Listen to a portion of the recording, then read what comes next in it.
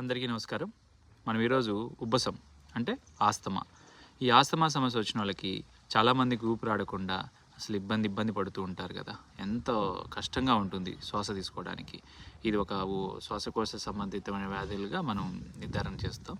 అయితే దీనికి వచ్చినప్పుడు మనం ఎన్నో టాబ్లెట్స్, ఇంజెక్షన్స్ తీసుకుంటూ ఉంటారు మన వాళ్ళు.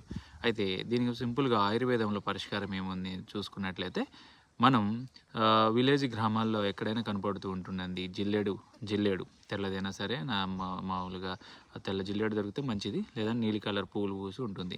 ఈ జిల్లేడు పువ్వులను ఒక 100 గ్రాములు తెచ్చుకొని, నల్ల మిరియాలు ఒక 100 గ్రాములు తెచ్చుకొని నూరుకొని చక్కగా ఒక శనగ గింజంత 400 మిల్లీగ్రాముల సైజు పరిమాణంలో ఉండేటట్టు టాబ్లెట్ చుట్టుకొని పెట్టుకుంటే చక్కగా ఉదయం ఒకటి సాయంత్రం ఒకటి తీసుకున్నట్లయితే ఈ ఆస్తమా సమస్య నుంచి మనం బయటపడవచ్చండి. చక్కని ఉపయోగాలు ఉంటాయి ఈ మిరియాలు, ఈ యొక్క జిల్లేడు పూల వల్ల. నమస్కారం.